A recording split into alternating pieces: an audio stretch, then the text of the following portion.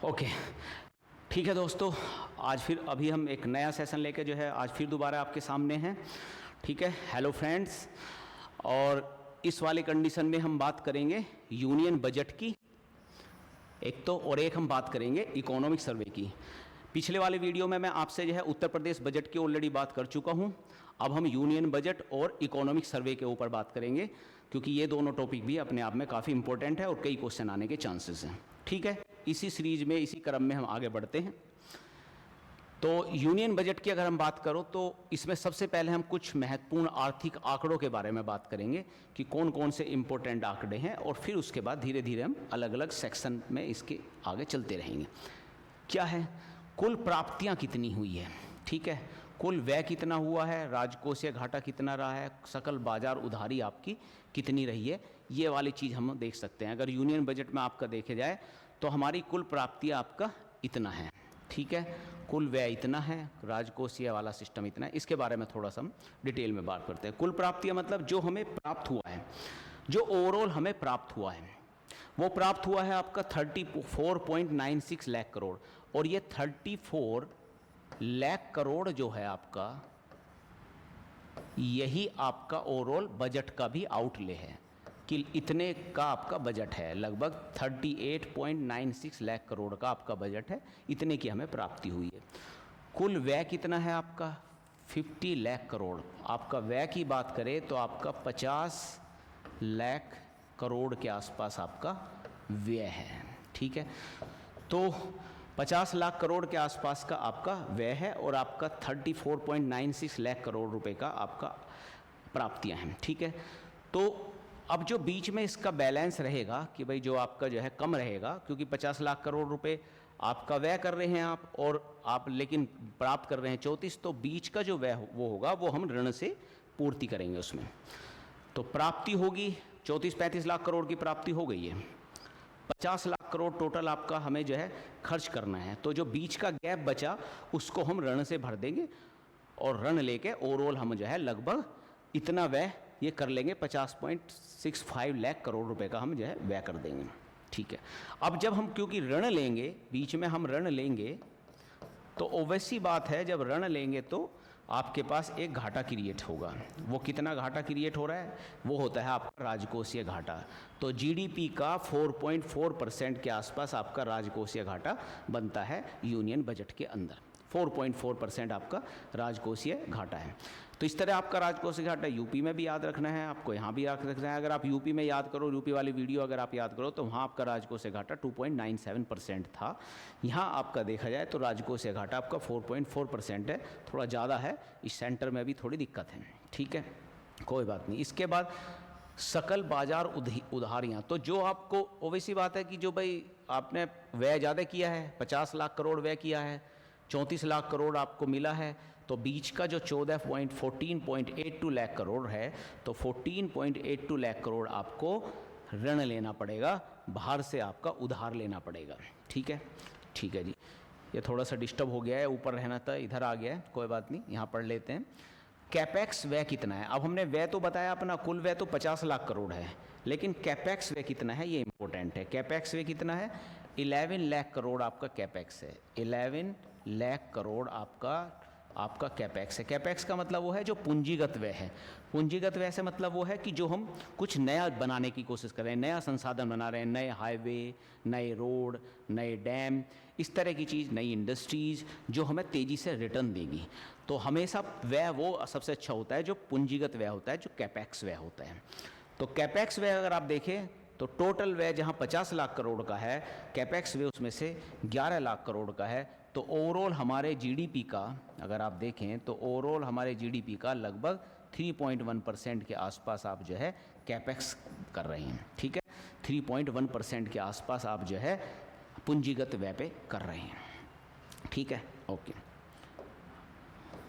अब हम इसमें थोड़ा सा ये पढ़ेंगे कि हमारा कहाँ से तो पैसा आ रहा है, जो हम पैसा कलेक्ट कर रहे हैं, जो हमारी टोटल प्राप्तियां हो रही हैं। ओवैसी बात है, इस प्राप्तियों में हमें ये भी देखना होगा कि हमारा पैसा आया कहाँ से, ठीक है। तो थोड़ा सा हम ये देखेंगे अब इसमें कि पैसा कहाँ से आ रहा है और कहाँ से जा रहा है। ये आपका इम्पोर्टेंट होता है। कई बार वो पूछता है पर्टिकुलर में कि किस मद से सबसे ज़्यादा आ रहा है, फिर दूसरी मद कौन सी है, तीसरी मद क्या सी, इस तरीके से पूछ लेता है। तो हमारा जो रुपया आ रहा है वो सबसे ज़्यादा कहाँ से आ रहा है? उधार और अन्य देय से सबसे ज़्यादा। अगर यूनियन बजट में देखो तो यूनियन बजट के अंदर सबसे ज़्यादा आपकी जो प्राप्ति हो रही है उसका सबसे बड़ा सोर्स है, पहले आप उधार ले रहे हैं। ठीक, तो मतलब आप कह सकते हैं कि 24 पैसे उधार पा रहा है, लगभग 24% आपको प्राप्तियों का आपका उधार से ही आ रहा है। पहले नंबर पे आपका ये आ गया। उसके बाद आप देखो आय से, तो जो आपकी आय की कर है, जो आपका आय है, आय से रिलेटेड जो आपकी इनकम का टैक्स है, तो जो इनकम टैक्स है, आय कर है, उससे आपका 22% आता है। दूसरे नंबर पे आपका ये आ जा रहा है, दूसरे नंबर पे आपका आय कर आ रहा है। और तीसरे नंबर पे अगर आप जाएंगे तो ये वाला आपका हो जाएगा जो आपका जीएसटी से रिलेटेड है। तो तीसरे नंबर पे आपका जीएसटी से रिलेटेड कर आपको क्रिएट हुआ है, और चौथे नंबर पे आपका निगम वाला कर आ जाता है, निगम कर। तो 4 आपके कर इस तरीके से हैं। 4 आपके जो है प्राप्तियाँ, सबसे ज़्यादा बड़ी प्राप्तियाँ हमें उधार से हो रही है यूनियन बजट के अंदर। ठीक है, वहीं अगर आप स्टेट की बात करें, यूपी बजट की बात करें, तो सबसे ज़्यादा प्राप्तियाँ जो गवर्नमेंट टैक्स कलेक्शन कर रही थी उससे हो रही थी, लेकिन यहाँ सबसे बड़ी प्राप्ति आपका उधार से हो रही है। दूसरे नंबर पे आपका आयकर से हो रही है, तीसरे नंबर पे आपका जीएसटी से हो रही है, चौथे नंबर पे आपका निगम कर से हो रही है। ये इंपॉर्टेंट है, इस तरह से वो आपको पूछ सकता है कहाँ से आपकी प्राप्ति हो रही है। इसी तरीके से कहाँ आपका व्यय हो रहा है या कहाँ रुपये जा रहा है, इसके बारे में भी हम बात करेंगे।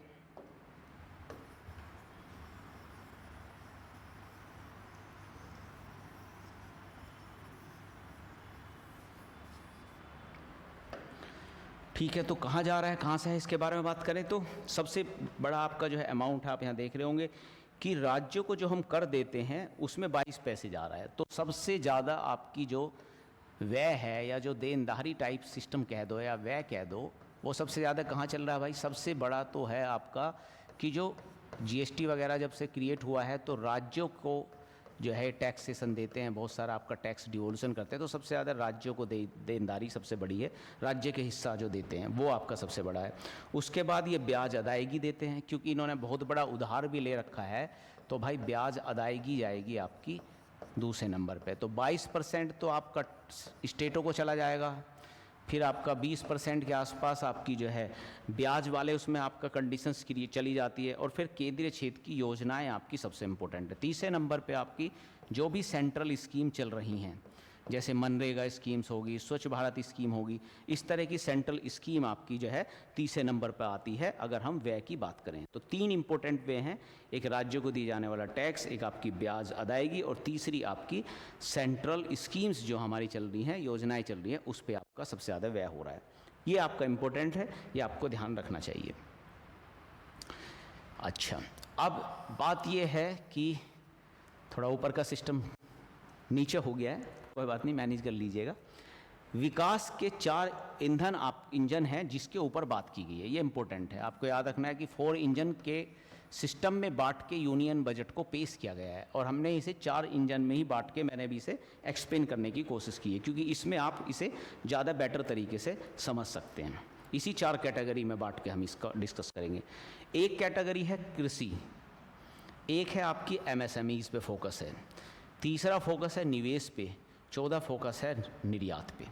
ये 4 आपके एरिया हैं जहां गवर्नमेंट फोकस कर रहा है, और इन्हीं पे सबसे ज़्यादा व्यय भी कर रहा है इसी परिप्रेक्ष्य में। एक तो कृषि पे फोकस है, एक एमएसएमईज पे फोकस है, एक निवेश पे फोकस है, एक निर्यात पे फोकस है। तो पहला जो इंजन है हमारा कृषि, पहले इसके बारे में हम बात करते हैं। हम क्या चाहते हैं? भारत को फूड बास्केट ऑफ वर्ल्ड बनाना चाहते हैं कि भाई जो एग्रीकल्चर में है, जब एग्रीकल्चर प्रधान हम देश ही हैं, तो हम वर्ल्ड की एक फूड बास्केट हो, हमारा जो है कृषि का उत्पादन काफ़ी ज़्यादा हो और कृषि निर्यात भी ज़्यादा हो, ये फोकस है। इसीलिए प्रधानमंत्री धन धान्य कृषि योजना चलाई गई है। प्रधानमंत्री धन धान्य कृषि योजना क्या चाहते हैं कि भाई जहाँ भी कृषि उत्पादकता कम है, इस तरह के 100 जिलों को पकड़ो, पूरे देश में ऐसे 100 जिलों को पहले देखो कि जहाँ आपकी जो है फसल की उत्पादकता बहुत कम होती है, उस फसल कृषि की उत्पादकता बहुत कम है, उस 100 जिलों को पकड़ो और वहाँ पर कृषि की उत्पादकता बढ़ाने के लिए फोकस किया जाएगा। इसमें इनका फोकस क्या है? इसमें इनका फोकस ये है कि ग्रामीण लेवल पर चीज़ों को डेवलपमेंट किया जाए और उसी तरह की फसलें उगाई जाए जो जिस पर्टिकुलर एरिया में जो फसलें सबसे सूटेबल होती हैं। तो क्लाइमेटिक कंडीशन, तो इसमें साथ साथ में ये भी ध्यान रखा जा रहा है कि कृषि की उत्पादकता तो बढ़े ही बढ़े, साथ साथ में पर्यावरण को भी नुकसान ना हो, सॉइल की भी हेल्थ रहे, बनी रहे। इस तरीके के आयाम दोनों को मिला के पर्यावरण और कृषि का विकास दोनों को कंबाइंड करके 100 जिलों को कवरेज करने की कोशिश की गई, एक इम्पोर्टेंट स्कीम है।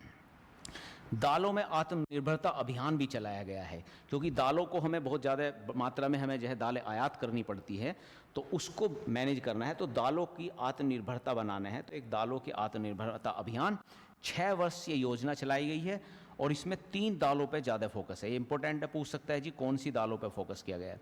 6 वर्षीय योजना और 3 दालों पे फोकस, तो 3 दाल 3 दूनी 6, 6 साल, 3 दाल 6 साल तक चलेंगी। तो 3 दाल कौन सी है? एक है आपकी तूर की दाल, एक है आपकी उड़द की दाल, एक है आपकी मसूर की दाल। तूर, उड़द, मसूर, तूर, उड़द और मसूर, 3 आपकी दाल है, ठीक है। तो ये क्या कह रहे हैं कि जी देखो, दालों को बढ़ाओ, कौन बढ़ाओ? तुम बढ़ाओ। तुम बढ़ाओ मतलब किसान बढ़ाओ। कह भाई दालों की आत्मनिर्भरता बढ़ाओ, कौन बढ़ाएगा? तो गवर्नमेंट कह रही भाई तुम बढ़ाओगे किसान, तो तुम बढ़ा दो। एक तो तूर, एक आपका उड़द और एक आपका मसूर। तो किसान आपका तुम बन के तीनों दालों का प्रोडक्शन बढ़ा सकते हैं, ठीक है जी। आगे बढ़ते हैं, किसान क्रेडिट कार्ड की बात करते हैं। किसान क्रेडिट कार्ड पे पहले 3 लाख रुपए मिलते थे, अब उसे बढ़ा के 5 लाख रुपए कर दिए गए हैं। ये कह रहे हैं जी देखो ठीक है, किसान क्रेडिट कार्ड को बढ़ाना है तो अब एक क्रेडिट कार्ड पे आपको 5 लाख रुपए तक मिल जाएंगे। उसके बाद राष्ट्रीय उच्च उत्पादन बीज मिशन चला रहे हैं। कह रहे हैं भाई अगर कृषि को बढ़ाना है तो भैया जो बीज है ना वही उच्च उत्पादकता के होने चाहिए, पहली बात तो एक उच्च उत्पादकता बीज मिशन चलाना पड़ेगा। अगर उच्च उत्पादकता के बीज ही नहीं होंगे तो उत्पादकता होनी तो संभव नहीं है, सीधी सी बात है। तो उत्पादकता करने के लिए इन्होंने क्या किया कि भाई 100+ उच्च उत्पादक व कीट प्रतिरोधी बीज बनाए जाएंगे। इस तरह से उच्च उत्पादक और कीट प्रतिरोधी बीज बनाए जाएंगे दोनों कंडीशंस में, और ये बीज आपके दिए जाएंगे। तो इस तरीके से आपका जो है उत्पादकता बढ़ेगी। इसके लिए ये मिशन चलाया गया है, ठीक है। बहुत इंपॉर्टेंट मिशन है, ये भी बीज के लिए फोकस किया जा रहा है। कपास उत्पादकता मिशन 5 वर्ष से पहल है। इसका क्या मकसद है? कपास उत्पादन में ये चाहते हैं कि भैया जो लंबे रेशेदार किस वो होते हैं, अभी इंडिया में जो है इंडिया आपका जो है अगर आप देखें तो कपास के उत्पादन में वैसे तो वर्ल्ड में जो है आपका दूसरे नंबर पर है, लेकिन इशू ये है कि हमारे यहाँ जो कपास होते हैं वे छोटे रेशे के होते हैं, छोटे छोटे रेशे वाले होते हैं, उससे कपड़े बनने में थोड़ी दिक्कत होती है। तो लंबे रेशे के जो है कपास बनाए जाए, अब इस पर लगातार फोकस हो रहा है ताकि हमें आयात ना करना पड़े अच्छी क्वालिटी के कपड़े बनाने के लिए। तो इसके लिए कपास उत्पादकता मिशन 5 साल, जिसमें लंबे रेशे के कपास हमें बनाने हैं। एक नया यूरिया संयंत्र आप प्लांट लगाएंगे असम में। आप गवर्नमेंट लगातार ये भी कोशिश कर रही है कि हमें जो है जो खाद है, वो जो आपका फर्टिलाइज़र है, उस पर हमें बहुत बड़ी सब्सिडी देनी पड़ती है और फर्टिलाइज़र हमें ना बहुत ज़्यादा मात्रा में आयात भी करना पड़ता है। तो गवर्नमेंट का लगातार फोकस ये है कि भाई फर्टिलाइज़र को कम आयात किया जाए। गवर्नमेंट ने पिछले टाइमों में भी काफ़ी आपके प्लांट खोले हैं, अभी नया प्लांट आपका प्रपोज है यूरिया का असम में, ठीक। मछली और झींगा फीड के लिए फिश हाइड्रोलाइसेट पर शुल्क आपने घटा दिया है 15% से 5%। एक्चुअली में क्या है कि जो मछली है और झींगा है, ये 2 बड़ा उत्पादन है आपका, जो है कृषि में मछली है उसका उत्पादन है, और ये बड़े मात्रा में जो है निर्यात भी होता है डेवलप्ड कंट्री को, स्पेशली अमेरिका को। आजकल टैरिफ के बाद से काफ़ी दिक्कत क्रिएट हो गई है। अब उसके बाद अब इसमें इन्होंने क्या किया है कि भाई जो उनको फीड करने के लिए फिश हाइड्रोलाइसाइट होता है, फिश हाइड्रोलाइसाइट होता है जो जिसे उससे फीड करते हैं, उन्हें खाना खिलाते हैं, मतलब मछलियों का खाना समझ लो। तो मछलियों के खाने को इंपोर्ट करते हैं। तो मछलियों के खाने को इन्होंने क्या काम किया है, कहा है भाई ठीक है अब उस पर जो है हम टैक्स घटा देते हैं, 15 की बजाय 5% बनाते हैं, जिससे फिश उद्योग को बढ़ावा मिले, ठीक है। फ्रोजन फिश पेस्ट पर भी शुल्क घटा दिया। अब ये क्या कह रहे हैं कि भाई देखो जब आपका फ़िश लेंगे तो फ़िश आपकी ख़राब हो जाएगी, तो उसके लिए क्या करना चाहिए, फ़िश का प्रोसेसिंग हो जानी चाहिए। इससे आपका जो प्रोसेसिंग है वो हमारे यहाँ वैसी प्रोसेसिंग कम है, तो हम चाहते हैं ज़्यादा से ज़्यादा फिश की प्रोसेसिंग कर ली जाए। और फिश की प्रोसेसिंग करके क्या बना रहे हैं, पेस्ट बनाना चाह रहे हैं, उसको सुरमी कहते हैं, उसे पेस्ट बना लेंगे। फिश करो, पेस्ट बनाओ, उसे फ्रोजन कर लो, देश किसी दूसरी जगह तेज़ी से निर्यात कर दो। इसके लिए इन्होंने शुल्क घटा दिया, पहले इस पर 30% था, अब इस पर भी 5% कर दिया गया है। एक मखाना बोर्ड बनाया जाएगा, क्योंकि मखाने का उत्पादन तेज़ी से चल रहा है, मखाने का जो है गवर्नमेंट काफ़ी फोकस कर रही है, और बिहार जो है मखाने उत्पादन में सबसे फर्स्ट नंबर पे है, उसी में एक मखाना बोर्ड भी बनाया जा रहा है। पीछे आपने करंट अफेयर में पढ़ा था, एक टर्मरिक बोर्ड भी बन रहा था, तो 2 हमारे यहाँ बोर्ड बन रहे हैं, एक मखाना बोर्ड, एक टर्मरिक बोर्ड नए बनने हैं। सेकंड इंजन हो गया आपका एमएसएमईज और उद्योग, ठीक है। पहला इंजन हमने देख लिया कृषि, कृषि के अंदर जो भी आपका हो रहा था वो हमने इसमें डिस्कस कर लिया, जो भी इंपॉर्टेंट चीज़ थी जो हमारे लिए ज़रूरी थी। अब हम दूसरे स्टेज में आते हैं कि भाई एमएसएमईज और उद्योग, इसके बारे में क्या करेंगे। तो पहले तो हमने एसएमईज के वर्गीकरण की नई सीमा बनाई है, कि हमने कहा भाई एमएसएमईज का वर्गीकरण ठीक करो, मज़ा नहीं आ रहा भाई, थोड़ा सा चेंज करना पड़ेगा। तो एक इन्होंने कहा भाई जो निवेश हो रहा है या टर्नओवर हो रहा है ना, इन दोनों में थोड़ा सा अंतर कीजिए, निवेश को भी थोड़ा सा बढ़ाइए, टर्नओवर को भी थोड़ा बढ़ाइए। तो निवेश को इन्होंने क्या किया, 2.5 गुना बढ़ा दिया, और टर्नओवर को 2 गुना बढ़ा दिया। कहा कि भाई इस तरह की चीज़ें आपकी एमएससीज की कैटेगरी में होंगी। तो क्या कह रहा है इन्होंने ऐसे किया है, देखो इन्होंने कहा ये सूक्ष्म उद्योग है और लघु उद्योग है और मध्यम उद्योग है। तो पहले क्या होता था, वर्तमान वाली कंडीशन में पहले निवेश होता था कि अगर किसी ने आपका जो है 1 करोड़ आपने निवेश कर दिया तो वो सूक्ष्म उद्यम में आ जाता था, 10 करोड़ निवेश कर दिया तो लघु उद्यम में आ जाता था, 50 करोड़ निवेश कर दिया तो वो आपका मध्यम में आ जाता था। तो इस तरीके से निवेश का क्राइटेरिया था पहले, वर्तमान तक ये था।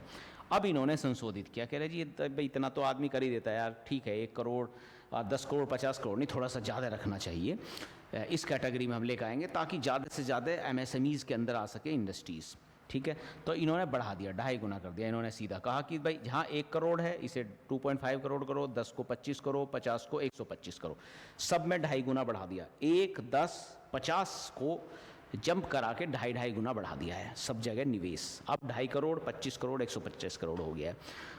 कारोबार जो कर रहे हैं वो, जो उनका टर्नओवर है, जो वो बेच के जो पैसा जनरेट करते हैं, उसको भी संशोधित कर दिया है।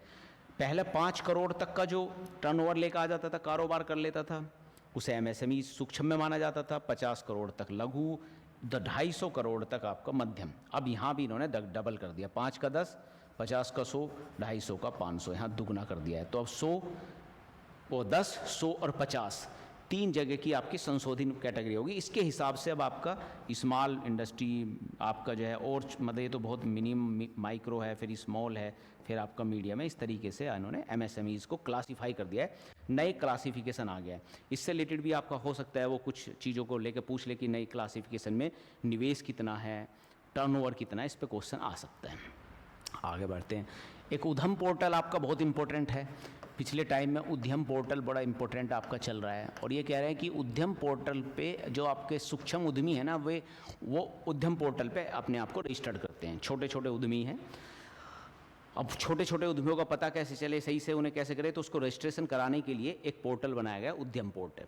अब उद्यम पोर्टल वालों को 5 लाख सीमा वाले 10 लाख क्रेडिट कार्ड दिए जाएंगे। ये क्या कह रहा है कि भाई देखो ऐसा है, जो भी इस तरह के सूक्ष्म उद्यम है, जो सबसे छोटे सूक्ष्म उद्यम है, इस तरह के 10 लाख सूक्ष्म उद्यमों को निकाला जाएगा, हर किसी को 5 लाख की सीमा का एक क्रेडिट कार्ड दे दिया जाएगा कि भाई आप जो है क्रेडिट कार्ड का इस्तेमाल कर सकते हैं, ताकि उनके पास एक सफिशिएंट मैन हो। जो सबसे छोटे 10 लाख सूक्ष्म उद्यमी होंगे उनको दे दिया जाएगा, उनके लिए 5 लाख का क्रेडिट कार्ड भी एक इम्पोर्टेंट रोल प्ले करेगा।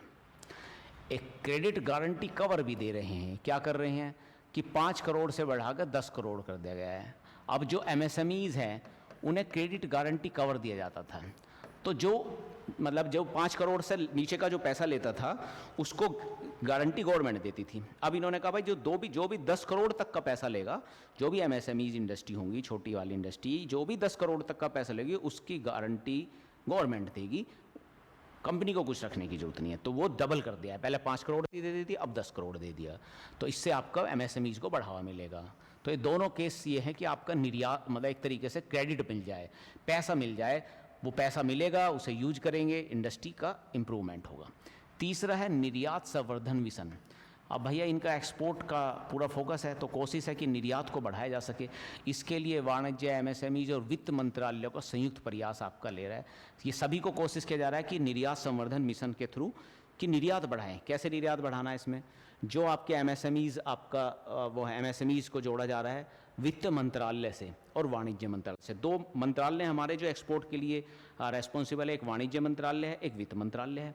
तो वित्त मंत्रालय तो इन्हें एक तरीके से क्रेडिट देगा और वाणिज्य मंत्रालय उसको प्रमोट करेगा उनके प्रोडक्ट को। तो तीनों को कंबाइंड मिलाया जा रहा है एक साथ, ताकि निर्यात बढ़ाया जा सके। एक हस्तशिल्प निर्यात आपका इम्पोर्टेंट है।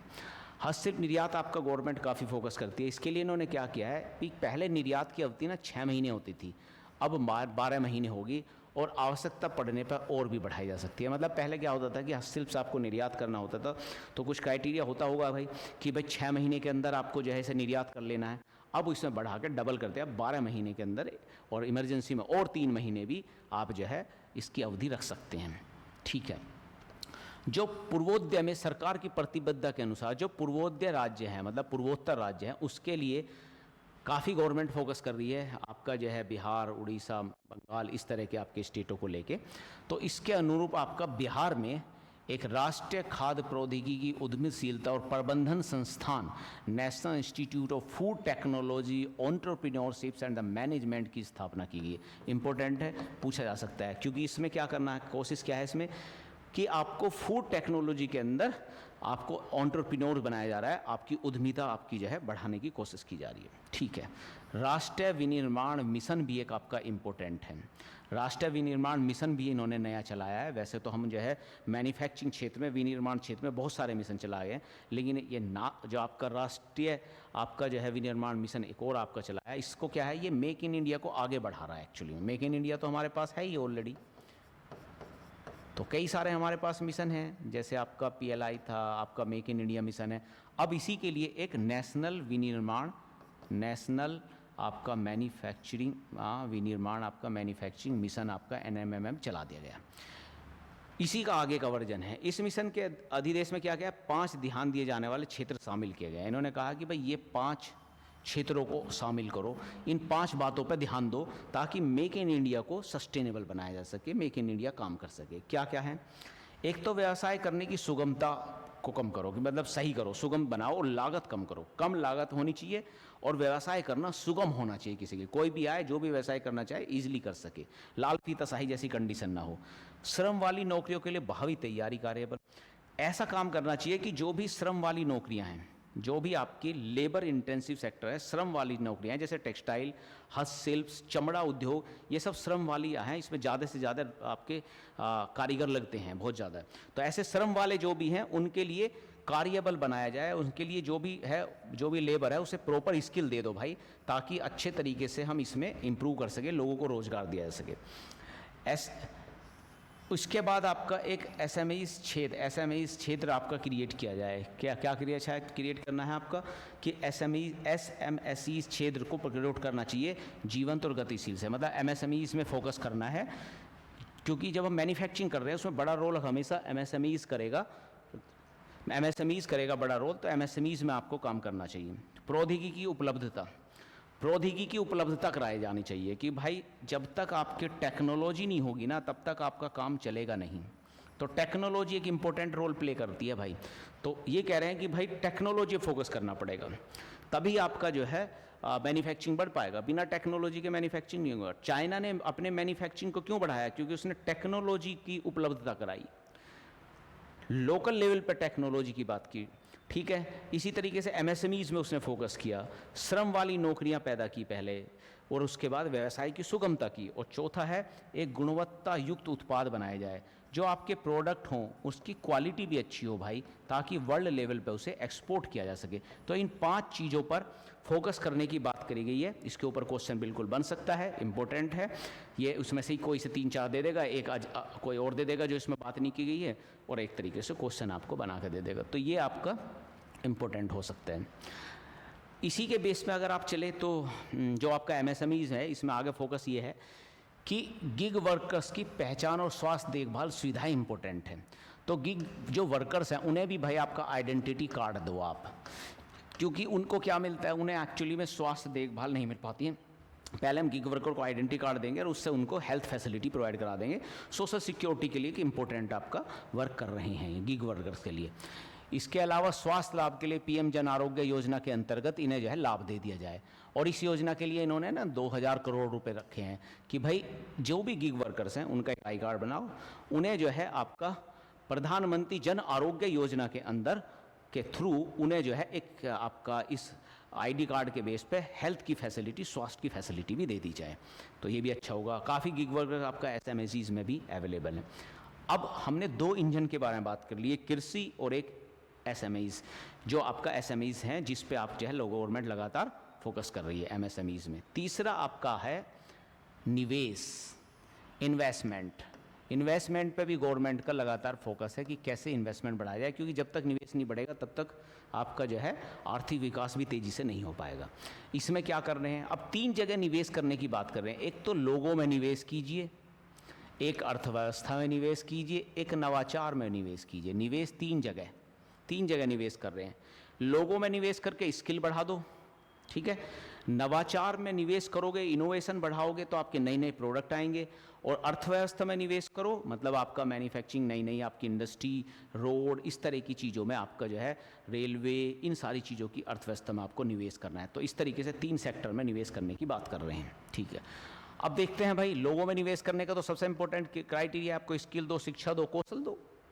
तो उसमें क्या कर रहे हैं, इन्होंने कहा है कि अगले 5 वर्षों में 50,000 अटल टिंकरिंग लैब बनाई जाएगी। अगले उसमें 50,000 आपकी लैब बना रहे हैं, अटल टिंकरिंग लैब बना रहे हैं, ताकि टेक्नोलॉजी का अपग्रेड कर सके, लोग स्किल्ड ले सकें। और 5 राष्ट्रीय कौशल उत्कृष्टता केंद्र बनाए जा रहे हैं। आपके जो है स्किल अपग्रेडेशन के लिए कुछ 5 आपके जो है केंद्र बनाए जाएंगे। Centre of excellence for skill आपके बनाए जाते हैं। ये 5 नए आपके बनाए जाए हैं, पहले भी कुछ बनाए जा चुके हैं, कुछ 5 नए और बना रहे हैं ताकि स्किल को प्रमोट किया जा सके। और साथ साथ में 50,000 आपकी जो है अटल टिंकरिंग लैब बनाई जा रही है, ताकि टेक्नोलॉजी को बच्चे अच्छे तरीके से ग्रहण कर सकें, ठीक है।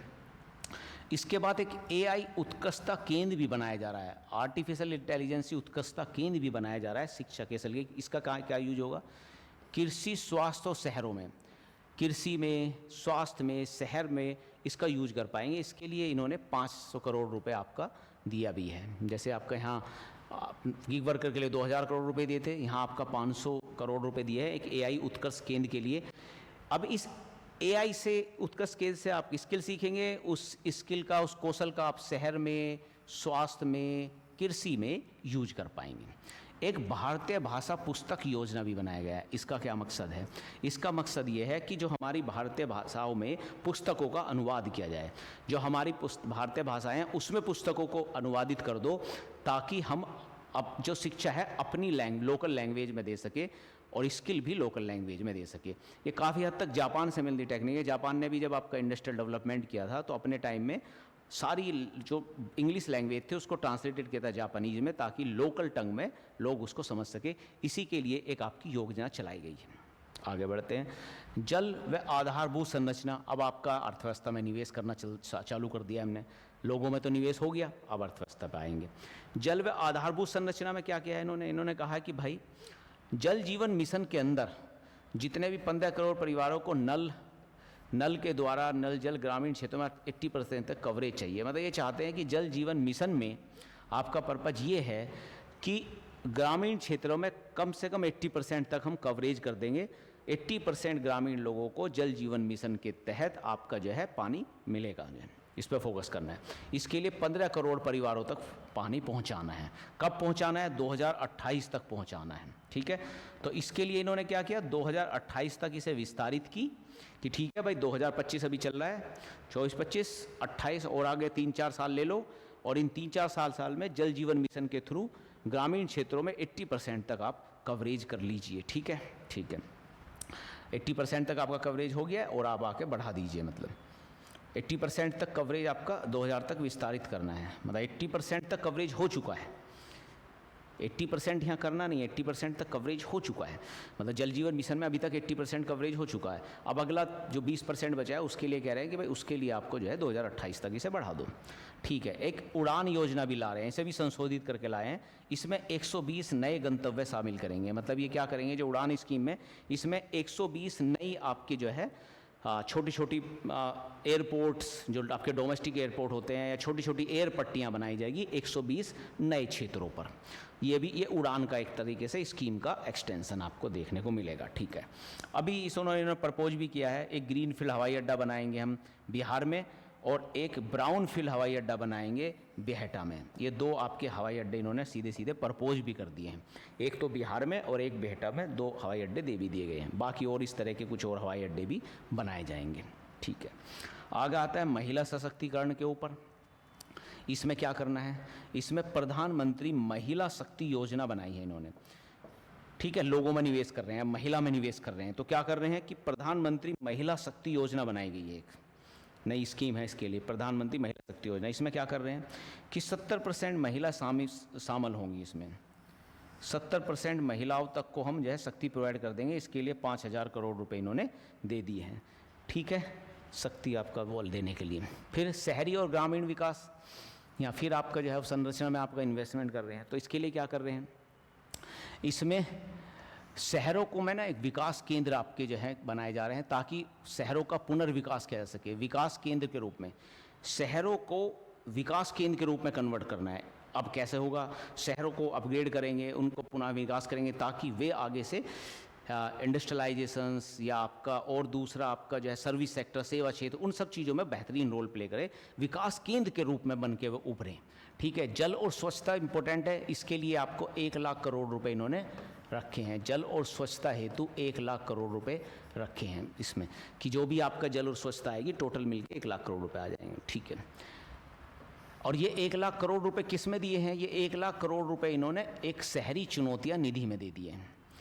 शहरी चुनौती निधि है, एक इम्पोर्टेंट आपका निधि बनाया है, एक इम्पोर्टेंट फंड बनाया है इन्होंने, शहरी चुनौतियाँ।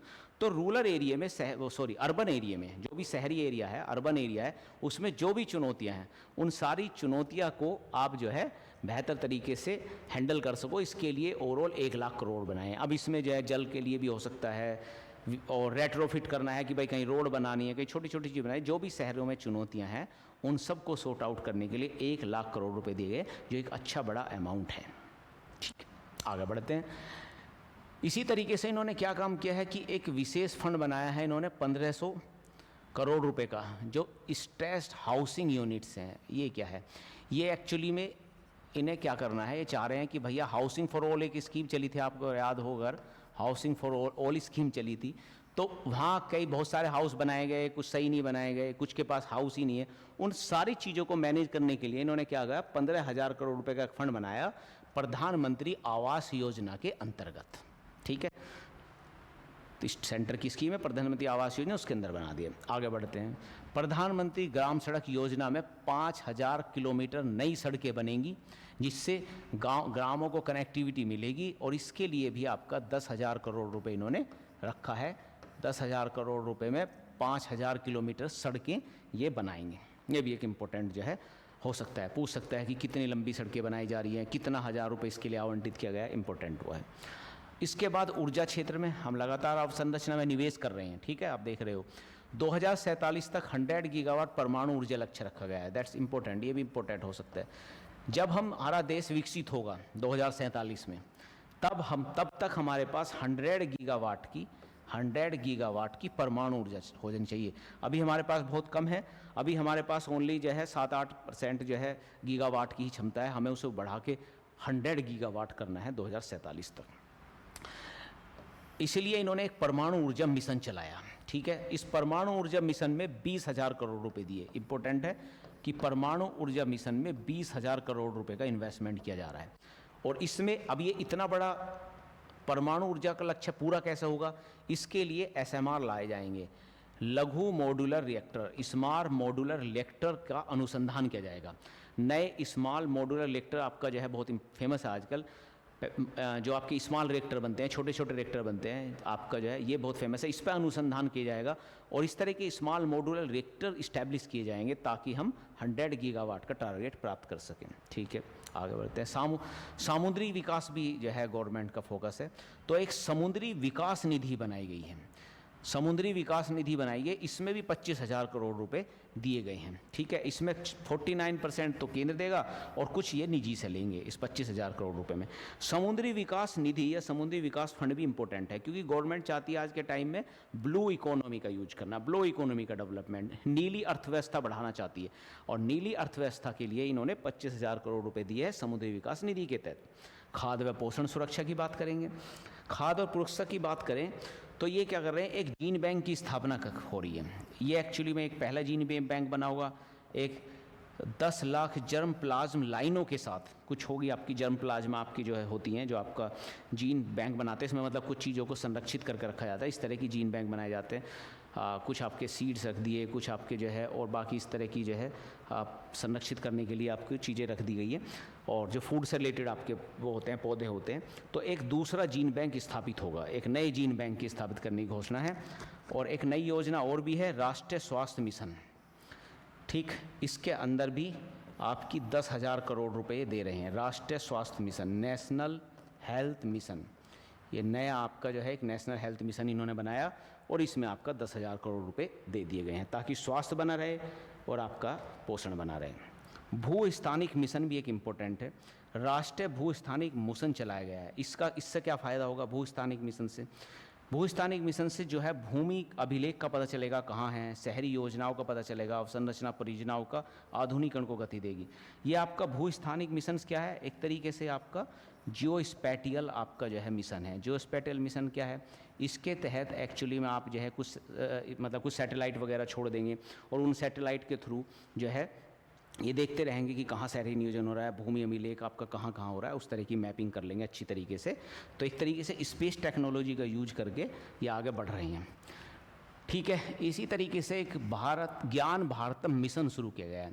ज्ञान भारतम मिशन इम्पोर्टेंट हो सकता है। इसमें क्या कर रहे हैं, दस्तावेजीकरण कर रहे हैं किसका, जो भी हमारी पुरानी पांडुलिपियाँ हैं ना, उन सारी पांडुलिपियाँ का दस्तीकरण कर लेंगे, संरक्षित कर लेंगे। पुरानी पांडुलिपियाँ हैं, इम्पोर्टेंट है, उसके लिए इन्होंने ज्ञान भारतम मिशन है ताकि हमारा जो पुराना ज्ञान है उसे संरक्षित रखा जा सके। और इसके लिए इन्होंने 1 करोड़ से अधिक पांडुलिपियों को शामिल करने की कोशिश की है कि भाई 1 करोड़ से अधिक पांडुलिपि को हम जो है संरक्षित करके रख लेंगे। ठीक है, इस तरीके से आपकी चीज़ें चलेंगी। आगे बढ़ते हैं।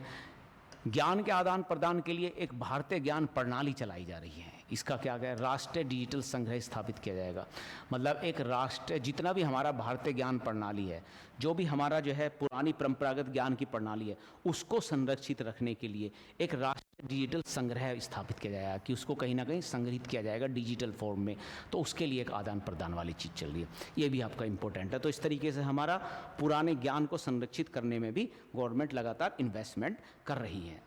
आगे बढ़ते हैं। अब चौथे इंजन के रूप में चलते हैं, जो है हमारा निर्यात, एक्सपोर्ट। क्योंकि अगर इकोनॉमी को बढ़ाना है तो इन्वेस्टमेंट तो करा अब हमने इन्वेस्ट करेंगे तो अब हम निर्यात की तरफ भी तेज़ी से आगे बढ़ेंगे। क्या होता है इसमें, ये बढ़ते हैं। क्षेत्रीय और मंत्रालय लक्ष्यों के साथ साथ एक निर्यात संवर्धन मिशन बनाया है, एक्सपोर्ट प्रमोशन मिशन। अब एक्सपोर्ट बनाना है तो एक्सपोर्ट प्रमोशन मिशन लगाना पड़ेगा, तो एक्सपोर्ट प्रमोशन मिशन लगाया। और इसमें क्या करा है, इसमें जितने भी क्षेत्रीय आपके हैं मंत्रालय हैं, सभी को लेके एक साथ चला जाएगा। क्षेत्रीय मंत्रालय, क्षेत्रीय एरिया, 1 डिस्ट्रिक्ट 1 प्रोडक्ट प्रोग्राम जैसी चीज़ों को कनेक्ट करने की कोशिश की जाएगी क्षेत्र लेवल पे। और सारे मिनिस्ट्री को प्रमोट किया जाएगा, जैसे वित्त मंत्रालय है, वाणिज्य मंत्रालय है, हस्तशिल्प मंत्रालय, और सारों को मिला के एक्सपोर्ट प्रमोशन शुरू किया जाएगा। ठीक है, इसके अलावा इन्होंने एक अंतर्राष्ट्रीय व्यापार बढ़ाने के लिए भारत ट्रेड नेट नामक सार्वजनिक अवसंरचना स्थापित की जाएगी। भारत ट्रेड नेट, भारत ना अच्छा है, इम्पोर्टेंट है, नया वो है आपका भारत ट्रेड नेट। मतलब जो हम भारत से ट्रेड कर रहे हैं उसको नेट के थ्रू, तो ट्रेड को एक तरीके से ऑनलाइन ला दिया जाए। मतलब एक तरीके से समझ लो जैसे भारत अपना ई-कॉमर्स सिस्टम बना रहा हो, लाइक अमेजन जैसा कुछ आप बनाने की कोशिश कर रहा हो। तो इस पर आपका क्या होगा, ये एक एकीकृत प्लेटफॉर्म के रूप में कार्य करेगा। ये आपका व्यापार से रिलेटेड आपकी सारी बातें बताएगा, प्रलेखीकरण करेगा, वित्त पोषण समाधानों को बात करेगा इसके ऊपर। तो एक तरीके से आपका भारत ट्रेड नेट एक इम्पोर्टेंट वो होगा जिसपे के थ्रू आप जो है अपना ट्रेड को बढ़ा पाएंगे। ठीक है, इसके साथ साथ जो है बीमा क्षेत्र में इन्होंने जो है वो कर दिया है कि एफडीआई को अलाउ कर दिया। पहले 74% थी, अब वो 100% कर दी गई है। एक कम्पिटिटिव फेडरलिज्म भी, कोऑपरेटिव फेडरलिज्म, एक कम्पिटिटिव संघवाद, एक कम्पिटिटिव कोऑपरेटिव फेडरलिज्म भी बनाया जाएगा। देखो, अब एक प्रतिस्पर्धा और आपस में जो है मेल भाव वाला सिस्टम का एक संवाद होना बहुत ज़रूरी है। गवर्नमेंट इस पर लगातार फोकस कर रही है, क्योंकि इससे क्या फ़ायदा होगा? इससे फ़ायदा ये होगा कि हर स्टेट अपनी तरफ इन्वेस्टमेंट करने की कोशिश करेगा। हर स्टेट जो है फॉरेन डायरेक्ट इन्वेस्टमेंट जो होता है हमारा, उसे अट्रैक्ट करने की कोशिश करेगा। इसके लिए क्या कह रहे हैं, एक इन्वेस्टमेंट फ्रेंडलीनेस इंडेक्स बनाया जाएगा। ये देखा जाएगा कि कौन सा स्टेट अपने आप को कितना निवेश अनुकूल बना पा रहा है। तो एक निवेश अनुकूल सूचकांक बनाया जाएगा। उसके बेस पे आपका जो है आपस में प्रतिस्पर्धा और आपस में सहयोग कराया जाएगा स्टेटों के बीच में, ताकि हर स्टेट तेज़ी से प्रमोट कर सके अपने आप को। ये सारी चीज़ें इसके अंदर आपके आएंगी। सरकार द्वारा जन अधिनियम 2013 में 180 कानून प्रावधानों को गैर अपराधी घोषित करेगा। अब ये भी कह रहा भाई जो आपका जन विश्वास है ना, जो आपका टैक्सेशन वाला सिस्टम होता है, उसमें भी ये काम कर रहे हैं। ये लगातार कोशिश कर रहे हैं कि 180 से अधिक ज़्यादा कानूनों को वो कर दिया गया। ठीक है, इन पर जो है कोई वो चीज़ नहीं लगेगा। और इसी तरीके से जन विश्वास विधेयक 2 लाया जाएगा। कुछ बहुत सारे ऐसे प्रावधान हैं जो ख़त्म हो चुके हैं, गलत हैं, उनको बदला जाएगा। उसके लिए एक जन विश्वास विधेयक लाया जाएगा। और आपका जन विश्वास अधिनियम 2023 में से भी 180 से अधिक कानूनों को इस तरीके से हटाया जाएगा। ठीक है, इसके बाद सीमा शुल्क दर संरचना की व्यापक समीक्षा की गई है।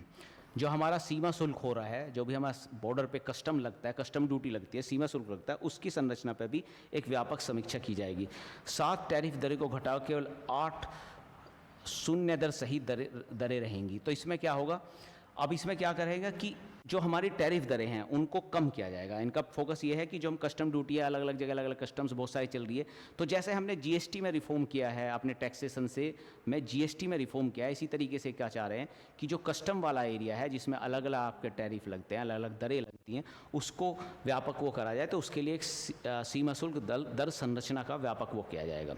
और इसमें कुछ शून्य दरें आपकी लेके जाएंगी, 7 दरें लेके जाएंगी, केवल 8 होंगी, मतलब 7 टैरिफ दरें रखी जाएंगी, एक शून्य रखी जाएंगी और 7 आपकी रखी जाएंगी। तो इस तरीके से सेलेक्टिव आपकी जो है दरें ही रखी जाएंगी।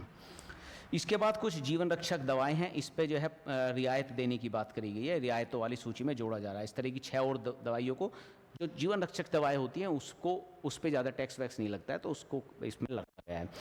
2014 के बाद में शून्य कर स्लैब 2.5 लाख से बढ़ाकर 2019 में 5 लाख और 2017 में 7 लाख। अब ये देखो भैया, जब हमारा जो टैक्सेशन सिस्टम है, जो हमारे ऊपर, जो आम आदमी के ऊपर एक टैक्स लगता है, अगर हम उसकी बात करें तो 2014 में जो स्लैब थी वो आपकी 2.5 लाख रुपए थी, 2.5 लाख तक पे टैक्स लग जाता था।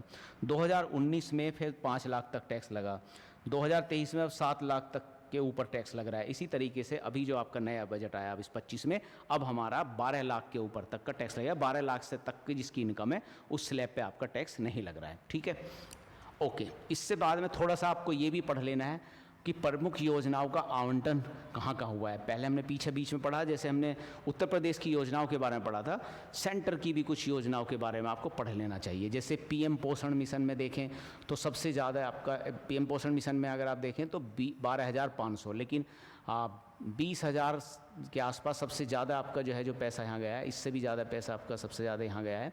इसमें प्रधानमंत्री गरीब कल्याण अन्न योजना में अगर आप देखेंगे तो आपका 20,000 2,30,000 के आसपास आपका जो है इतने करोड़ रुपए आवंटित हुए हैं। मनरेगा में आपका 86,000 करोड़ रुपए आवंटित हुए हैं।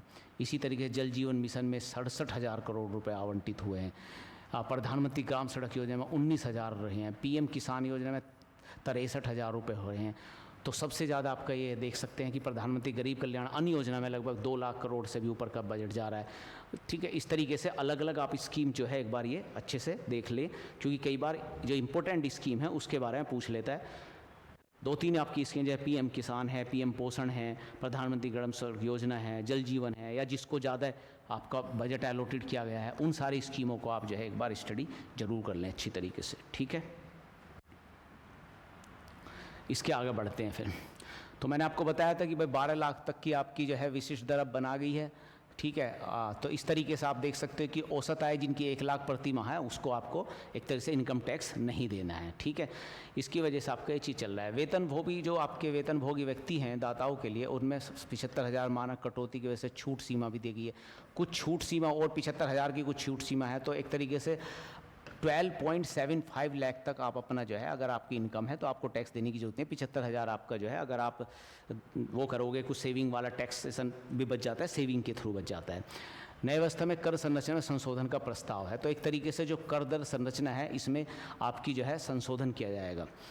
कोशिश ये रहेगी कि भाई कर व्यवस्था आपकी जो है रिफॉर्म किया जाए। जैसे हम इसमें कर है, आगे भी इसे और रिफॉर्म करने की बात करेंगे। ये जो आपकी जो हमारी इनकम का टैक्सेशन है, इसी तरीके से कस्टम ड्यूटी का भी टैक्सेशन को रिफॉर्म किया जाए। सारे टैक्सेशन पे रिफॉर्म पे बात चल रही है हमारी, ठीक है। कर और वित्तीय सुधार आपके लिए इंपॉर्टेंट है। हमने 4 आपके वो पढ़ लिए। इसके अलावा कुछ कर और वित्तीय सुधार जो ये फोकस कर रहे हैं, इस पर भी हमें थोड़ा सा पढ़ना पड़ेगा कि भाई किस तरह से इनका प्रोग्राम है, ठीक है। तो प्रत्यक्ष कर छूट में अभी तक हमने बात बताई थी, ये तो हो ही गया है, कोई कर नहीं लगेगा, 12.75 तक हो गया। टीडीएस सीमा पे इन्होंने काम किया है कि पहले टीडीएस लगता था 2.5 लाख रुपए से, अब ये 6 लाख पे पहुंच गया है। आईटीआर दाखिल करने की पहले सीमा होती थी 2 वर्ष, 2 वर्ष के अंदर आपको करना है, अब ये 4 वर्ष हो गया है। इसी तरह से कुछ कैंसर और दुर्लभ बीमारियों पर जो है इन्होंने जो टैक्सेशन है वो कम किया है।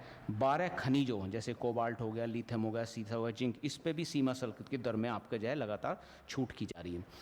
बजट अनुमान अगर आप देखो तो ये भी एक इम्पोर्टेंट एस्पेक्ट है जो आपको लगातार पढ़ना है कि बजट जो है ना 2025-26 में वो किस मंत्रालय को कितना बजट दिया है। कई बार मिनिस्ट्री को बजट पूछ लेता है, तो सबसे बड़ा बजट आपका रक्षा क्षेत्र को गया है, इतना बड़ा बजट रक्षा क्षेत्र को गया है। उसके बाद सड़क परिवहन और राजमार्ग को फर्स्ट नंबर पे रक्षा मंत्रालय को, दूसरा नंबर पे सड़क परिवहन राजमार्ग को, तीसरे नंबर को रेलवे को, चौथा नंबर है आपका गृह मंत्रालय को।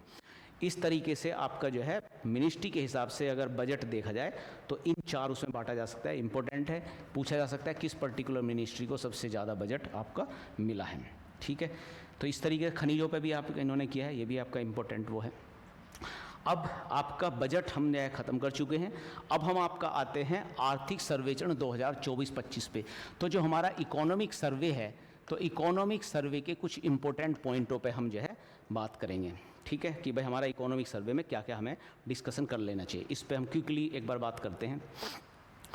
अगर हम देखें तो स्थिर कीमत की बात कर रहा है। स्थिर कीमतों, पहले 2 अलग अलग कीमत होती है, एक आपका जो है स्थिर कीमत पे बात करें तो स्थिर कीमत पर 2025 में जो जीडीपी की दर है वो 6.4% रही है। इंपॉर्टेंट है, पूछ सकता है आपसे कि कितनी हमारी जो है जीडीपी रही है स्थिर कीमतों पे। 6.4% की आपकी जीडीपी रही है स्थिर कीमतों पे। इसी तरीके से 2026 में ये अनुमान है कि 6.3 से 6.8% के मध्य रहने का इनका अनुमान है, ये रह सकती है 2026 में। तो 2 हमने जीडीपी की बात कर ली, जो वो इकोनॉमिक सर्वे बात कर रहा है अपने उससे। इसके बाद क्या है कि जीडीपी एक अलग चीज़ है, लेकिन एक जीवीए भी है जिसमें आपका सकल मूल्यवर्धन होता है। तो अगर जीवीए के रूप में देखा जाए तो हमारी दर 6.4% रही है। जहाँ 6.4% इस तरीके से जीवे में भी देखी जाए तो भी ये आपका 6.4% रहना है कि ही आसपास आपका जीडीपी और जीवे दोनों आपका रहा है। आईएमएफ के अनुसार अगर आप देखें तो 2025 में पूरे विश्व की अगर अर्थव्यवस्था की बात करें तो आर्थिक वृद्धि दर 3.3% का अनुमान है। मतलब ये मान के चल रहा है आईएमएफ कि अगले साल आपका जो है, जो मतलब 2025 चल रहा है, इसमें जो है वैश्विक आर्थिक व्यवस्था दर 3.3% रहेगी। ये ठीक है, इंडिया मतलब वर्ल्ड भी बढ़ रहा है, इंडिया भी बढ़ रहा है, सब कुछ आपका जो है चीज़ें ठीक ठीक आपकी चल रही हैं, ये आपकी बात कर रहे हैं। इसके साथ साथ एक ये भी देख लो, इन्होंने ये दिखा रखा है कि भाई 2023-24 और 2023-24 में 2 चीज़ों की बात करी है कि राजकोषीय घाटा कितना रहा है, पूंजीगत व्यय हुआ है। अगर ये इकोनॉमिक सर्वे का रेफरेंस लेके पूछता है कि भाई इकोनॉमिक सर्वे 2024-25 के हिसाब से 23-24 में क्या राजकोषीय घाटा रहा है, तो ये आपको बताना पड़ेगा। ये बजट से अलग हो सकता है, बजट अलग है, बजट में अलग है, यहाँ आपका अलग है। आप देखोगे तो यहाँ राजकोषीय घाटा दिखा रखा है 5.6%, वहीं पूंजीगत व्यय दिखा रखा है 3.2%। हाँ, 3.1 था, दोनों चीज़ें थोड़ी थोड़ी बदल गई हैं। तो अगर वो पूंजीगत व्यय या राजकोषीय घाटा इकोनॉमिक सर्वे पूछता है तो अलग होगा, और बजट के हिसाब से पूछता है तो अलग होगा। इकोनॉमिक सर्वे में आप देख रहे हो कि राजकोषीय घाटा काफ़ी ज़्यादा दिखा रखा है, उसमें 4.4% दिखा रखा था, यहाँ 5.6% दिखा रखा है। ये आपको समझना है, ठीक है। अगला चलते हैं हम हेडलाइन मुद्रास्फीति जो हमारी मुख्यतः जो है मुद्रास्फीति होती है, इन्फ्लेशन आपकी कितनी रही है, ये कह रहा है कि भाई 2024 में तो 5.4% थी, अब ये 2024 में घट के 4.9% रह गई है। तो 4.9% हमें याद रखनी है। अगर वो पूछता है इकोनॉमिक सर्वे के हिसाब से 2025 में कितना आपका है, तो 4.9% आपकी रह गई है 2024 में। वहीं आरबीआई के अनुसार ये मानना है कि 2026 तक जाते जाते ये 4.9 से 4.2% रह जाएगी, कि अभी और घटेगी। 4.9 तो था, 4.9 से घट घट के ये आपका 4.2 पे आ जाएगी। ये आपका जो है आरबीआई का मानना है। वहीं हमारा जो आईएमएफ है उसका भी मानना यही है कि ये आपकी 4.4% रहेगी, आगे बढ़ के और भी कम 4.1% रह जाएगी। तो इस तरीके से हमें मुद्रास्फीति को देखना है। अब हम कुछ बाह्य क्षेत्र की बात करते हैं। बाह्य क्षेत्र मतलब जो हमारा इंपोर्ट और एक्सपोर्ट से रिलेटेड आपका जो है सिस्टम है, उस पे इकोनॉमिक सर्वे क्या बात करता है, इंपोर्ट और एक्सपोर्ट पे, ये हमारा बाह्य क्षेत्र कहा जाता है। तो अगर हम देखें कि 2025 के 9 महीने में देखा है इसने, नित्य वस्तु के पहले 9 महीने में अगर देखा जाए तो कुल निर्यात वस्तु सेवा सारी चीज़ देख के आपका ये बोल रहा है कि 6% की वृद्धि दर से बढ़ रहा है और 602 बिलियन डॉलर तक पहुंच गया है। 602 बिलियन डॉलर याद रख सकते हैं आप। कह सकते हैं कि वित्तीय वर्ष 2025 में अब तक इकोनॉमिक सर्वे के अकॉर्डिंग कितना आपका एक्सपोर्ट रहा गया है, ठीक है, कितना आपका एक्सपोर्ट रहा है, उसके हिसाब से आपका जो है ये आपका देखना है। तो इसमें आपका हिसाब देखा जाए तो 602 बिलियन डॉलर आपका इसमें बढ़ गया है।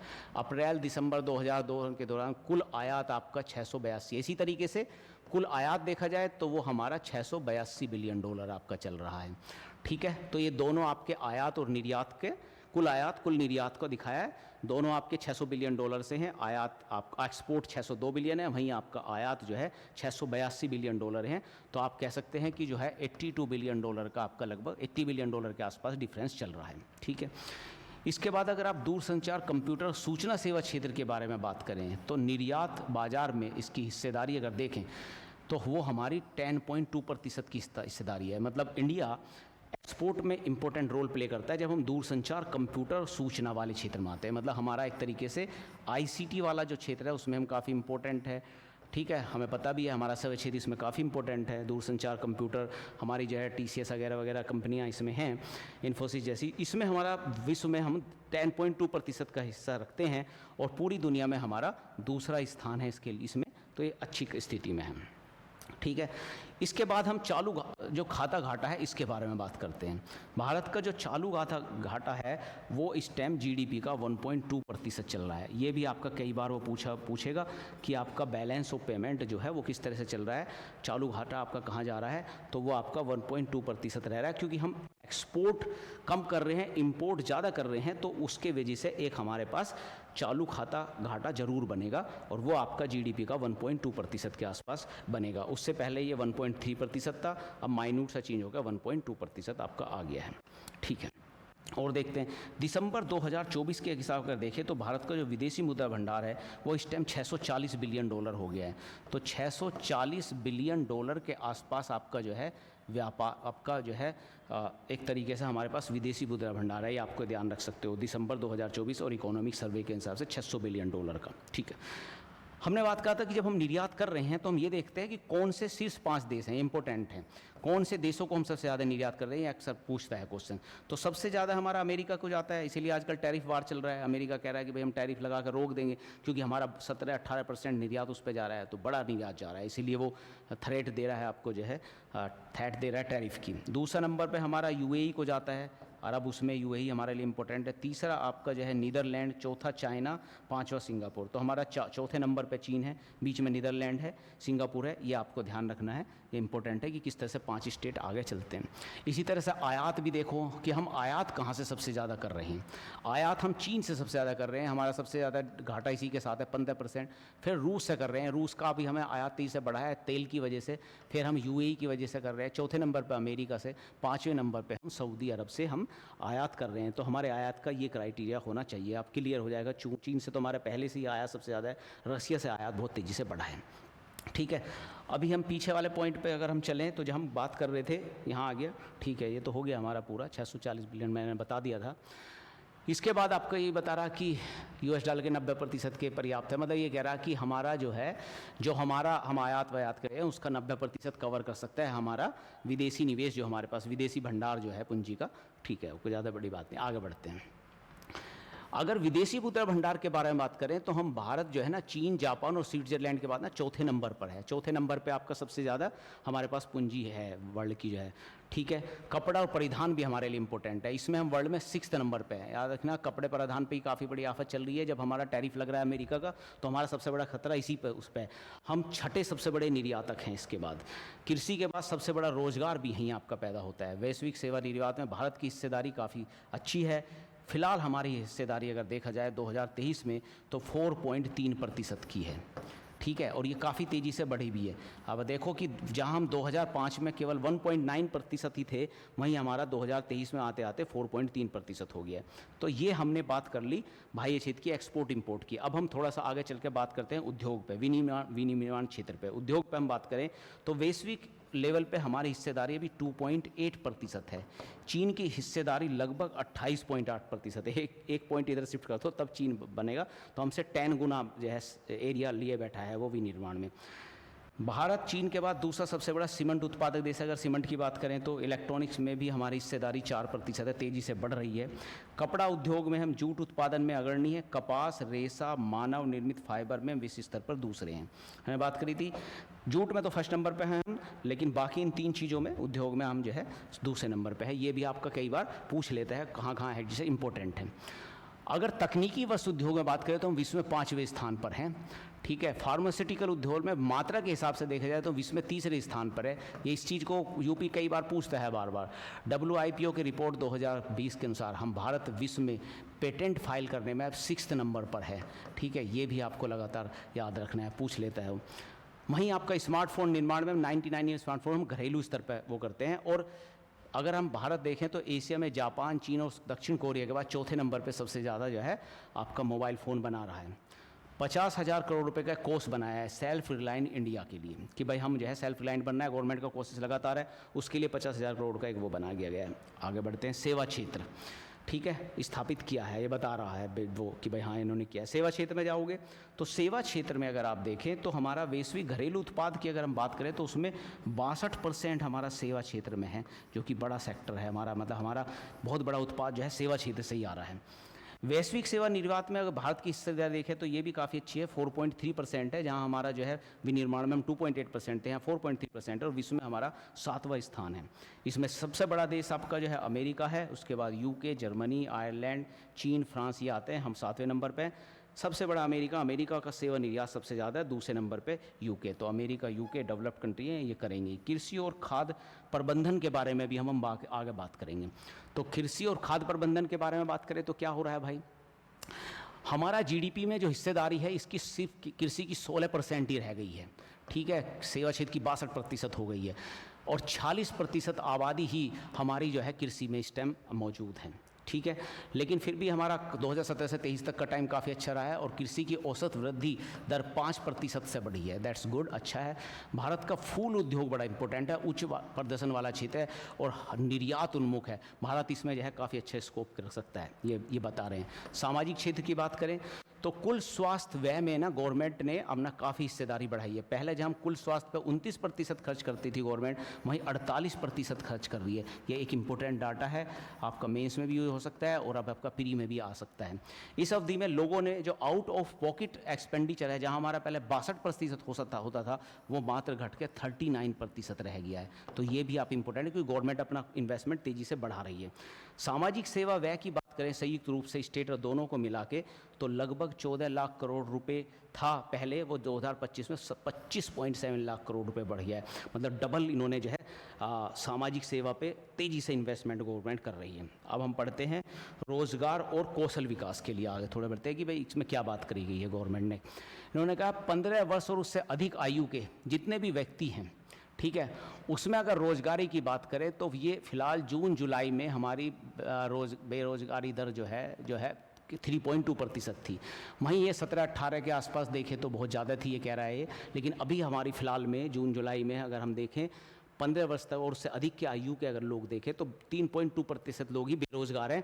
वहीं 10 से 24 साल की एज के देखें तो हमारी 26% जनसंख्या यहीं पर है, जो हमारी 10 से 24 साल की एज के बीच में ही हमारी 26% जनसंख्या है, और हम विश्व के सबसे युवा राष्ट्रों में से आते हैं। ठीक है, ओके, ठीक है। तो आप जो है इसके बेस पे जो है मैं तीनों उत्तर प्रदेश का बजट, यूनियन बजट और आपका जो है जो हमारी इकोनॉमिक सर्वे है, तीनों को मिला के जो है मैं एक आपका क्विज आपका जो है ग्रुप पे प्रोवाइड करूँगा। वहाँ पर आप जाके जो है क्विज को ज्वाइन कर सकते हैं और उसे जो है बेटर तरीके से उस पर प्रैक्टिस कर सकते हैं। Okay, thank you.